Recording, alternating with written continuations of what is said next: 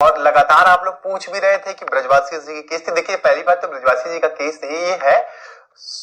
समरेंद्र बहादुर सिंह जी का केस है versus state of Bihar का केस है, जिसकी सुनवाई कल हुई। सुप्रीम कोर्ट ने आपके हक में कुछ ऐसे रिलीफ दिए हैं, एक पॉइंट पे सरकार को भी अच्छी तरह से फटकार लगाई है। और उनका वो चीज जिसको लेकर के हम लोग परेशान थे कि वो डिले टैक्टिस में लेके जा रहे थे केस को और आराम से अपना एग्जाम कंडक्ट करा रहे थे, और ये उनकी प्लानिंग थी कि एग्जाम के साथ ये चीज कंसीडर करवाएंगे कि 70% लोगों ने जो है फॉर्म भरा है, that means they are concern,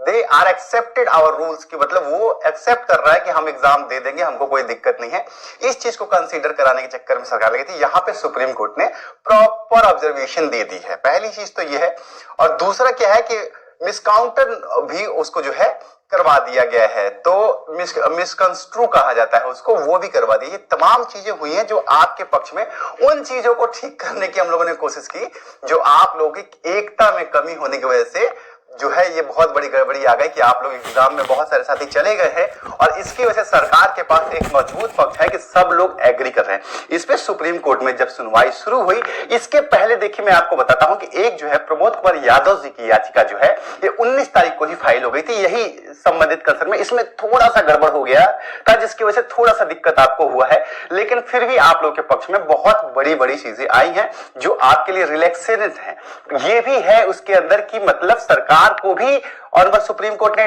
कुछ डायरेक्शंस दे दिए हैं और हाई कोर्ट को स्पेशली उन्होंने ऑब्जर्वेशंस दिए हैं। ये जो चीजें हैं आपके पक्ष में होंगी, और नौकरी की सुरक्षा और एग्जाम को रद्द करने की बात, इन दोनों पहलुओं पर ऑनरेबल सुप्रीम कोर्ट ने अपने ऑब्जर्वेशंस रखे हैं। हालांकि सुनवाई बहुत लंबी नहीं हुई, तो चलिए मैं सारे पहलुओं पर आप सबसे बात करूंगा वन बाय वन करके। चैनल पे नए या पुराने साथी आप सब्सक्राइब करके जुड़ सकते हैं, लेकिन मैं पहले आप लोगों को, बहुत सारे साथी जो है एग्जाम जो दे रहे हैं उनको लेकर के, एनसीईआरटी को लेकर की जो टैक्टिस थी उसे ऑनरेबल कोर्ट के पटल पे रख दिया गया, और कोर्ट ने उसको कहा कि हम इसको मिसकंस्ट्रू कर रहे हैं। तो ये क्या था मैं बताता हूं। ये है कि मान लीजिए कि जैसे एग्जाम कंडक्ट हो रहा है, हाई कोर्ट ने रोक नहीं लगाई, सरकार ने रोक नहीं लगाई, और आवेदन 70% से ज्यादा नियोजित शिक्षकों ने कर दिया। तो ऐसे में और किसी ने कोई दिक्कत, कोई ऑब्जेक्शन नहीं किया इस एग्जाम को लेकर के, इसलिए जो है एग्जाम कंटिन्यू हो और प्रॉपर तरीके से हो,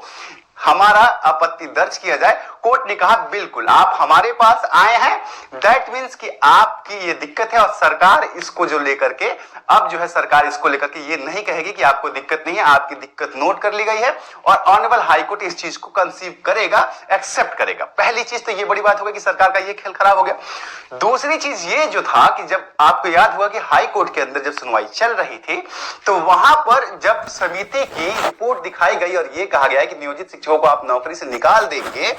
ऐसे पे सरकार ने ये कह दिया था कि ये तो सिर्फ एक कमेटी की रिपोर्ट है, हम इसे लागू नहीं करने वाले हैं। ऑनरेबल हाई कोर्ट ने कहा था ये आप एफिडेविट में दीजिए, आपको काउंटर एफिडेविट फाइल करना पड़ेगा। सरकार उसको लेकर के डिले कर रही थी, जिसको लेकर के ऑनरेबल सुप्रीम कोर्ट ने सरकार को साफ, सरकार की तरफ से देखिए कहते हैं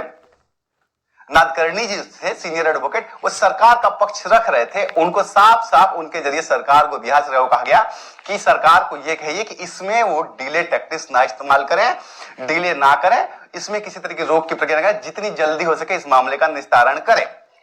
ये हो गया। अब आ जाते हैं आपके इस केस के अंदर दूसरा जो पक्ष। देखिए आपके पास यहां बहुत अच्छी बात यह थी कि आपको भारत सरकार के पूर्व सॉलिसिटर जनरल जो थे रंजीत कुमार सर और नारायण नादरे सर, यहां तक कि अजय बंसल सर भी आप लोग के साथ थे, और ये सारे लोग नियोजित शिक्षकों का पक्ष कोर्ट के अंदर उठा रहे थे। और वहां पर कोर्ट ने यह कहा कि देखिए प्रमोद जी की याचिका में हम लोगों ने पहले ही ये हाई कोर्ट के अंदर जो चल रहा है आपका 13 तारीख को जिसकी सुनवाई है, उसमें कुछ डायरेक्शंस दे रखे हैं, इसलिए हम अभी इस पे जब तक कि हाई कोर्ट का मामला क्लियर नहीं होगा हम इस पे कोई फैसला नहीं देंगे। अब इसमें यह चीज आती है कि मैं आपको रूल्स, आप टीचर हैं, आपको मैं समझाता चलूं,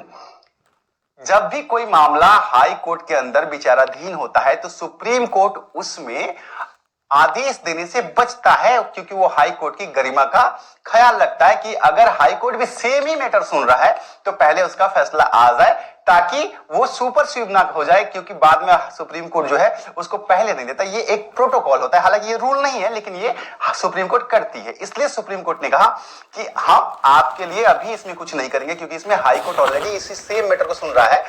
तो यहां पर यह कहा गया कि सर ठीक है, लेकिन इसमें जो सरकार की तरफ से डिले हो रही है और हाई कोर्ट की तरफ से 26 अप्रैल से और 26 से ऑलरेडी फरवरी से एग्जाम चालू है, मार्च तक खत्म हो जाएगा, जब तक सुनवाई होगी तब तक एग्जाम हो जाएगा, फिर ये लोग रिजल्ट लाएंगे ऐसे में, और फिर वो कमेटी की राय